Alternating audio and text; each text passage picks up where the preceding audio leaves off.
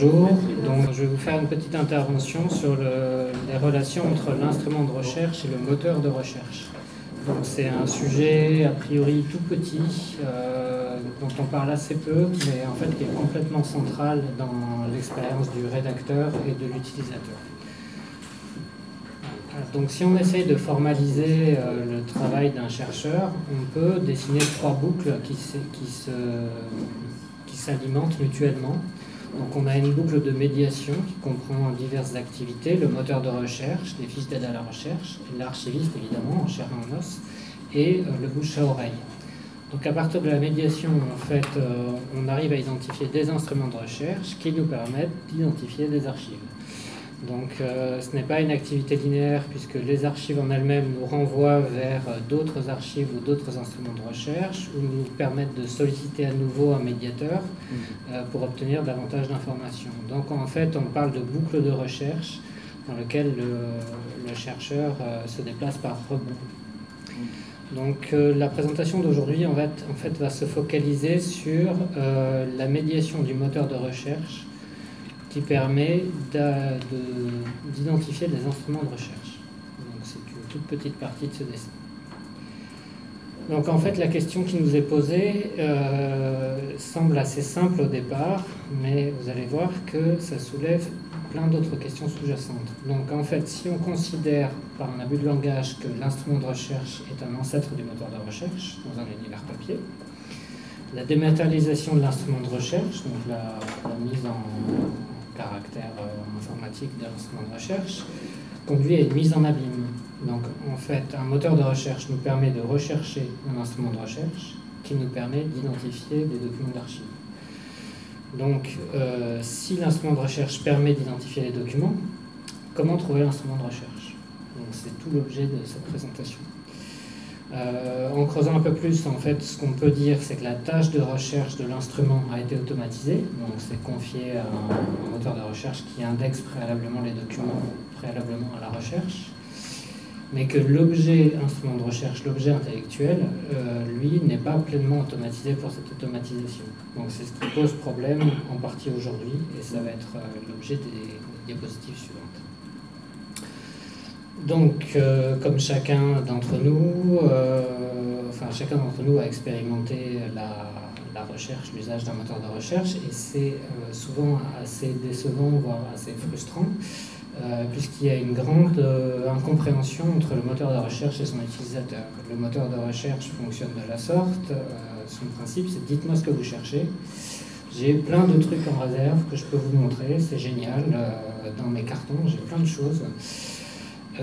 Donc il y a une très grande opacité puisque c'est très difficile de savoir ce qu'il y a derrière, alors que l'utilisateur naturellement aura plutôt envie qu'on lui montre ce qui est dans les réserves et qu'il puisse faire son choix.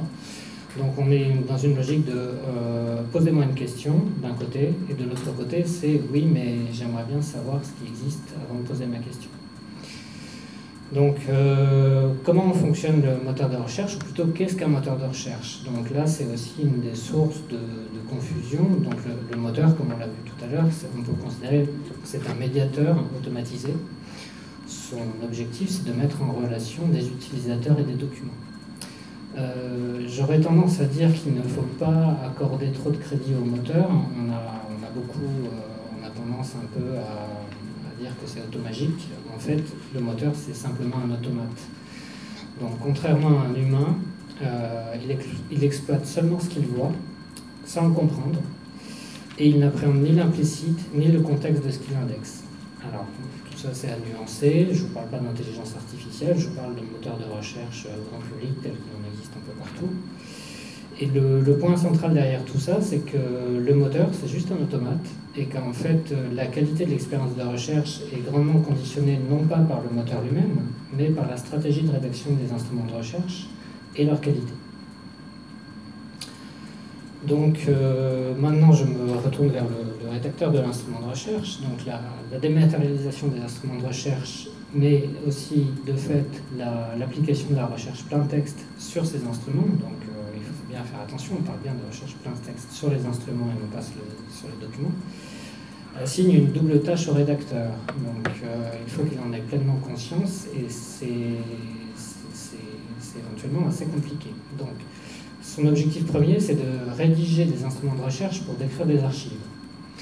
Mais en fait, avec la dématérialisation et le passage à l'échelle sur le web, en fait, il se retrouve théoriquement à devoir calibrer la rédaction de son instrument de recherche pour qu'il soit trouvé par l'utilisateur dans le moteur de recherche. Donc quand je dis dans le moteur de recherche, ça peut être Google, Bing, etc. Mais ça peut être tout simplement le moteur de recherche de l'application métier. Donc aux archives nationales, ça peut être le SIA ou la SIV pour la partie publique. Donc là, il y a un double enjeu qui, en fait, il me semble, est assez récent finalement dans l'appropriation des documents. On a, par ailleurs, sur les moteurs de recherche, en fait, on a, à mon avis, un peu surexploité la dimension recherche plein texte dans les instruments de recherche. En gros, la recherche plein texte, ça revient à organiser une correspondance entre l'offre et la demande.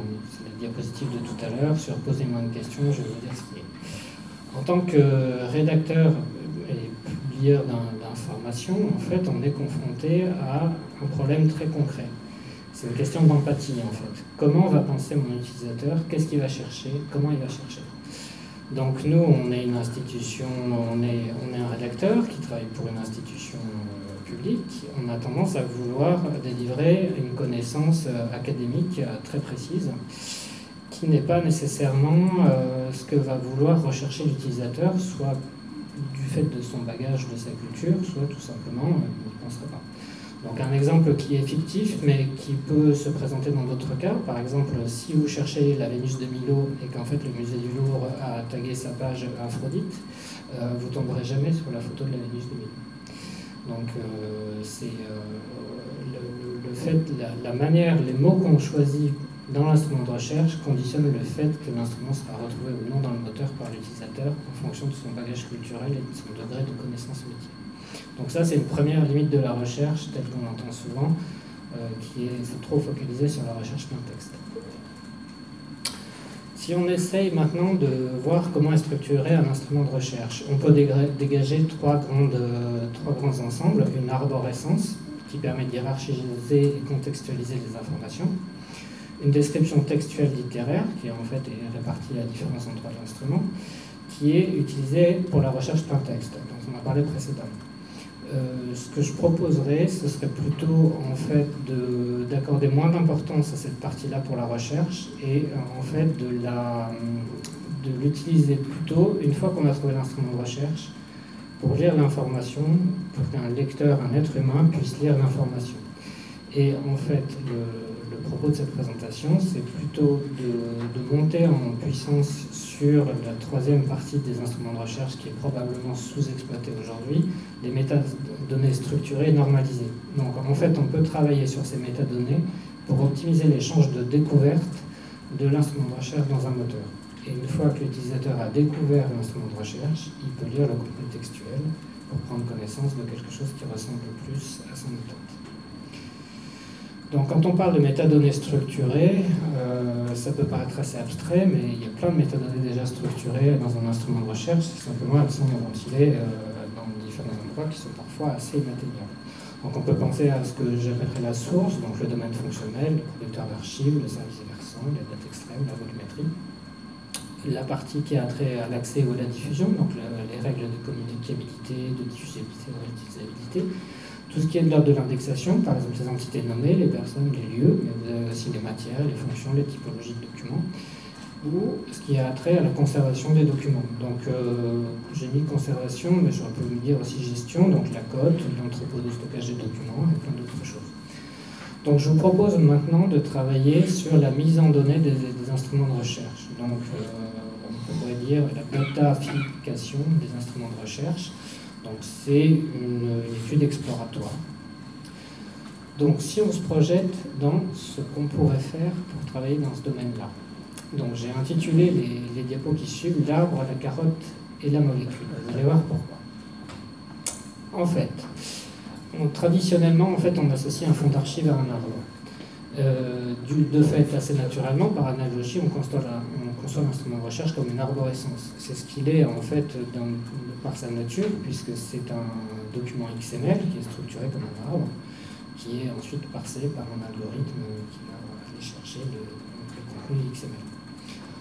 En fait, cette représentation est tout à fait subjective, c'est juste une analogie. On pourrait tout à fait en développer une autre. Je vous propose d'appliquer une rotation de 90 degrés à cette analogie. Maintenant, si on dit que les fonds d'archives sont des roches et non plus des arbres, on peut étudier leur composition grâce à un instrument de recherche de type carotte, comme une carotte glaciaire, traversant les strates d'information. Donc on va aller prélever des strates d'information et on va en faire quelque chose. Donc, une fois qu'on a fait ça, la carotte nous permet de parcourir les strates horizontales, et chaque strate horizontale contient une information atomique. Pour chaque fond, la combinaison des atomes produit une molécule organisée qui va définir une signature en fait, du fond et de l'instrument de recherche. Bon, ça paraît un peu abstrait, mais vous allez voir une application concrète. Le point de départ est ici. Le point de départ, c'est établir une cartographie des métadonnées qui servent à décrire les instruments de recherche. Donc c'est très simple, par exemple, vous listez tous les producteurs d'archives, donc ça peut être dans l'exemple que je donne, ça peut être le Premier ministre, Simone Veil ou un notaire quelconque, et vous faites ça sur tous les types de métadonnées que vous disposez, donc les producteurs, les domaines, la date extrême de début, le type de document et tout ce dont vous disposez. Bon, je vous rassure, ça peut être fait de manière totalement automatisée. Une fois que vous avez fait ça, en fait, vous parcourez chaque instrument de recherche un par un, là aussi ça peut être complètement automatisé, et vous cartographiez votre instrument de recherche, vous établissez une signature, c'est-à-dire vous voyez qu'il se rapporte à un producteur en particulier, il se réfère à deux domaines, une date extrême, etc. Vous faites ça pour chaque instrument de recherche, donc vous faites ça pour un deuxième, et une fois que vous avez fait ça avec les 25 000 instruments de recherche de la salle des inventaires virtuels, en fait, vous pouvez établir des relations entre... Là, j'ai mis deux instruments de recherche, mais ça peut être plusieurs centaines, plusieurs milliers. Vous voyez qu'il y a des correspondances. Les points bleus, en fait, sont des points de jonction entre deux instruments de recherche. Alors, pourquoi faire ça? Alors, je vais vous expliquer quelle est l'approche et ensuite je vous montrerai un exemple concret. Donc, pourquoi faire ça? Puisque aujourd'hui, en fait, la pratique usuelle est, on va dire, orientée dans la verticalité. Vous avez un usage unitaire. Un lecteur, enfin un utilisateur découvre un instrument de recherche, il en prend connaissance en le lisant. Du coup, vous avez une lecture oculaire et séquentielle des instruments de recherche. Je cherche une information, je trouve un instrument de recherche, je lis l'instrument de recherche, je passe à un autre instrument de recherche que je lis. Donc c'est une activité assez séquentielle que j'ai qualifiée d'approche notice, en fait, puisqu'elle est très liée à la nature littéraire de l'objet. Cette approche est très intéressante et je pense qu'elle doit perdurer, mais on pourrait développer une approche complémentaire qui est un travail sur l'horizontalité. Et en croisant l'horizontalité et la verticalité, en fait, on multiplie les chances de trouver de l'information. Donc l'horizontalité, qu'est-ce que c'est? C'est développer un usage massif et transversal d'une activité de recherche, d'instruments de recherche. Donc ça permet d'explorer un sous-ensemble d'instruments de recherche et évaluer selon des critères communs. Donc là, on est vraiment dans l'approche data et plus du tout l'approche notice. Concrètement, en fait, ça permet de faire des choses assez élaborées.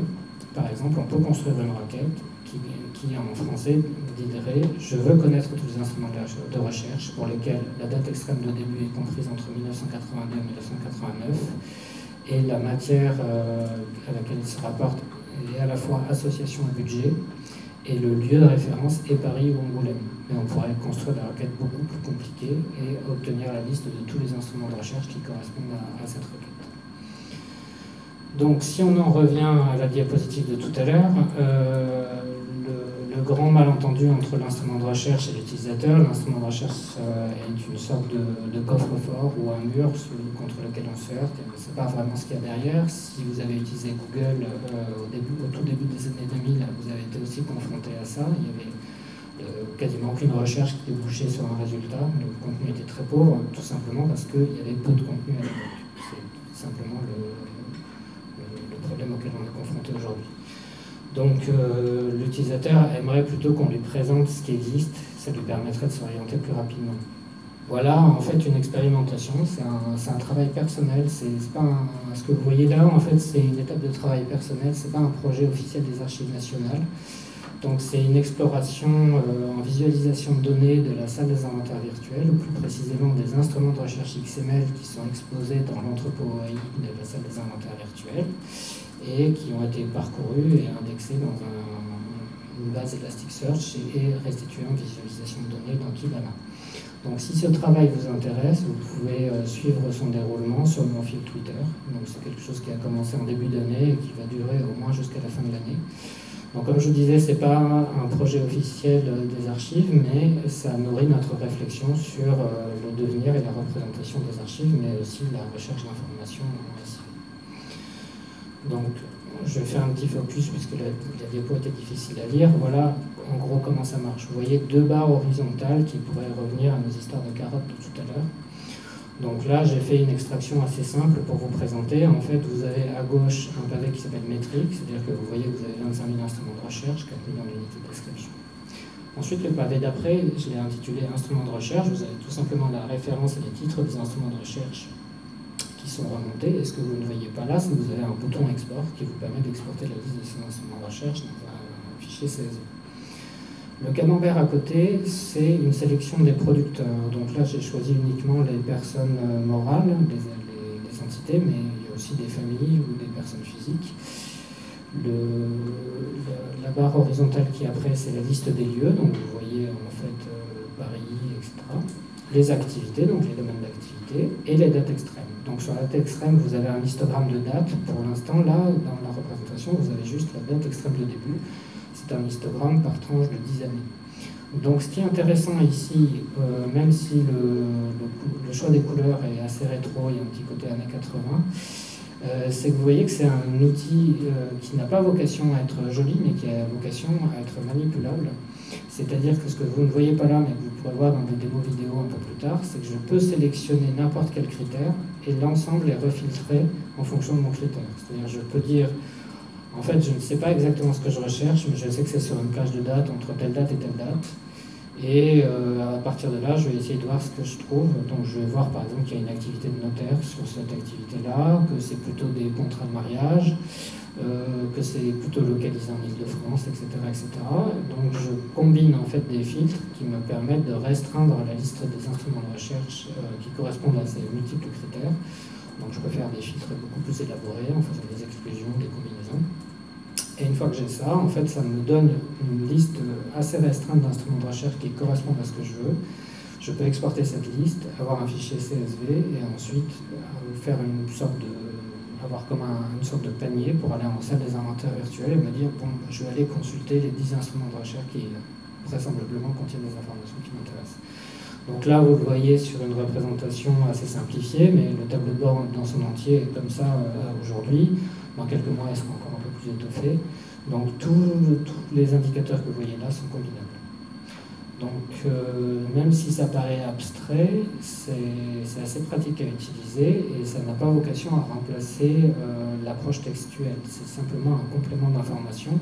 Ce que vous voyez ici, un des intérêts de cette chose, c'est que vous pouvez commencer à manipuler des recherches d'instruments de recherche sans connaître leur titre ou leur sujet, mais simplement en vous intéressant à des périodes, à des secteurs d'activité, à des matières, à des typologies de documents ou à des producteurs. Voilà. Donc vous pouvez brasser un nombre, vous pouvez brasser la totalité des instruments de recherche, les 25 000 qui sont dans celle des inventaires virtuels, ou un corpus restreint en fonction de voir par exemple les instruments de recherche des notaires de telle étude, de tel producteur. Alors, qu'est-ce qu'on peut dire de cette visualisation de données? Donc, comme je vous disais, en fait, c'est à la fois un travail sur la recherche d'informations, mais aussi pour l'archiviste d'aider à la décision. Donc ça permet d'évaluer notamment la qualité de la description, savoir à quel endroit il y a des manques. Donc on peut le voir comme un outil d'exploration des fonds. L'objectif de ce test, en fait, c'est de comprendre le stock, ce que j'ai appelé le stock, c'est-à-dire ce qui est déjà en fait dans le système d'information, et éventuellement d'analyser les flux, c'est-à-dire de voir en fait ce qui rentre à une période donnée. On pourrait très bien se dire, bah, tiens, j'aimerais savoir quelles sont les entrées sur la période 1983-1986, et à ce moment-là faire des études différentielles. Voilà. Donc, quelque chose que vous n'avez pas vu dans la capture d'écran, c'est qu'en fait c'est un ensemble de boîtes à outils. C'est-à-dire que ce que je vous ai présenté, c'est une interface de visualisation de données, mais en fait derrière il y a une machinerie qui est un moteur de recherche, donc Elasticsearch. Mais vous avez des facettes, en fait la représentation graphique que vous voyez, c'est simplement un filtre graphique sur des facettes et une API que vous pouvez interroger pour construire des requêtes assez élaborées si vous en avez la possibilité. Donc, pour l'instant, c'est une preuve de concept qui permet simplement de manipuler les données, enfin une partie des informations archivistiques, mais vous pouvez très bien mixer ces informations avec des informations de gestion ou des informations techniques. Donc, la dimension des documents, la date de mise à jour de l'instrument. Les étapes suivantes, en fait, ce qu'on pourrait envisager comme étape de travail après, c'est principalement affiner la granularité de la description. Donc là, le travail que vous avez vu est focalisé sur l'instrument de recherche, mais on pourrait, en fait, ça pourrait être intéressant de descendre sur un niveau un peu plus bas, au niveau de l'unité de description. Et une fois qu'on est passé de l'unité de description, passer directement au document d'archive et faire une représentation des métadonnées des documents, et non pas des métadonnées structurées des instruments de recherche. En termes de limites de l'exercice, on peut identifier 3 limites à l'exercice de visualisation de données, qui est aussi la limite de l'exploitation des métadonnées structurées, mais qui, en fait, met en lumière une limite des instruments de recherche qui existent, mais qui n'étaient pas nécessairement identifiés, qui n'étaient pas nécessairement aussi identifiables. Donc vous avez très clairement un déséquilibre des masses, c'est-à-dire que vous avez en fait une erreur d'optique. Plus un fond est décrit, plus il est visible. Mais c'est aussi vrai déjà dans la salle des inventaires virtuels. Il y a un biais, en fait, l'instrument de recherche, dans sa structure, permet relativement peu de quantifier la volumétrie réelle des archives. Alors, évidemment, vous avez un champ qui permet de voir le métrage linéaire, le nombre d'octets des informations, mais pour l'instant, c'est assez peu normé et c'est assez peu visible. Donc, vous avez une distorsion, en fait, entre la représentation, la description et le volume. Donc, à l'autre bout du spectre, vous avez le silence. C'est-à-dire que ce n'est pas parce qu'un IR n'est pas indexé qu'il ne peut pas se rapporter à un sujet. Par exemple, dans la visualisation de données, je peux décider de voir tous les instruments de recherche pour lesquels, qui sont rattachés au lieu Algérie, par exemple. Donc ça va me sortir un certain nombre d'instruments de recherche. Il est illusoire de penser que ça me ressort tous les instruments de recherche qui parlent d'Algérie. Il suffit que le rédacteur n'ait pas tagué Algérie dans son instrument sur les métadonnées structurées, que ce soit en plein texte, et là on ne le voit pas. Donc là, en fait, on voit aussi l'intérêt de combiner l'approche traditionnelle verticale avec une approche horizontale. C'est qu'en fait, les deux ont des limites, mais en fait, en utilisant les deux approches, en fait, vous neutralisez un peu les limites de chacune des approches. Et la dernière grande limite que j'ai identifiée, c'est qu'en fait, on reste sur des entrepôts en silo. Pour l'instant, il y a assez peu d'interopérabilité. Ça pourrait être intéressant de s'interfacer sur d'autres corpus et faire de la visualisation de données sur des corpus beaucoup plus larges, interinstitutionnels. Donc là, on peut déboucher, mais c'est un autre débat, sur les protocoles 3IF et le branchement avec France Archive. On aura sans doute l'occasion d'en discuter dans les prochains mois. Alors, comme ça ne vous aura pas échappé, tout ce que je vous ai montré, ça va faire aux instruments de recherche, donc aux archives traditionnelles ou numérisées. Maintenant, qu'en est-il des archives numériques? Bon, en fait, tout ce que je vous ai présenté jusque-là s'applique aussi aux archives numériques dans une moindre mesure. On peut aussi passer de la notice à la métadonnée structurée. En fait, l'approche data métadonnées structurées s'applique de la même manière aux métadonnées des archives nativement numériques, même si ce n'est pas la même modalité de description. On est plus sur de l'EAD, on est sur du CEDA. Mais en fait, à partir du moment où vous avez un langage à valise et les métadonnées structurées, et en plus, si vous bénéficiez de référentiels, vous pouvez développer la même approche. C'est pourquoi, en fait, une question qui revient souvent en fait, dans notre métier, c'est la question de la convergence. On se retrouve à devoir gérer des corpus hétérogènes. Vous avez d'un côté des archives traditionnelles, pour lesquelles il y a une approche historique qui est bien formalisée, et d'un autre côté des archives numériques, dont le volume ne cesse de croître. Et en fait, on aurait envie d'avoir des outils qui nous permettent d'appréhender les deux. Donc, le hic, c'est que les pratiques sont éventuellement différentes, la granularité de description peut être différente, et les standards sont différents. Sur les archives traditionnelles, vous avez des fichiers XML-EAD, sur les archives numériques, a priori, vous travaillez plutôt avec du CEDA. Donc, il y a eu des initiatives de correspondance ou mapping pour essayer d'apparier des champs EAD avec des champs CEDA. C'est relativement compliqué et ça ne donne pas nécessairement satisfaction. Donc on peut inverser complètement la logique de convergence Et c'est-à-dire qu'en fait, on a deux modalités d'entrée, de description d'archives, mais qu'en fait, on peut organiser la convergence sous l'angle de l'accès. C'est-à-dire qu'en gros, tout simplement, si j'ai une SIV commune et un moteur de recherche commun, en fait, à la limite, en tant qu'utilisateur, ça me suffit, j'ai pas besoin de savoir que tel document est écrit en CEDA et tel autre document est écrit en EL. Donc, ce qui nous amène en fait à réfléchir à un sujet qui à mon avis, mérite qu'on s'y arrête un petit moment, même si ce n'est pas l'objet de cette présentation, c'est développer l'indexation, mais pas n'importe quelle indexation, une indexation qui est normalisée. Voilà, parce que si quelqu'un écrit voiture et une autre personne écrit automobile, l'indexation ça servira quasiment à rien, à moins de faire un dictionnaire de synonymes.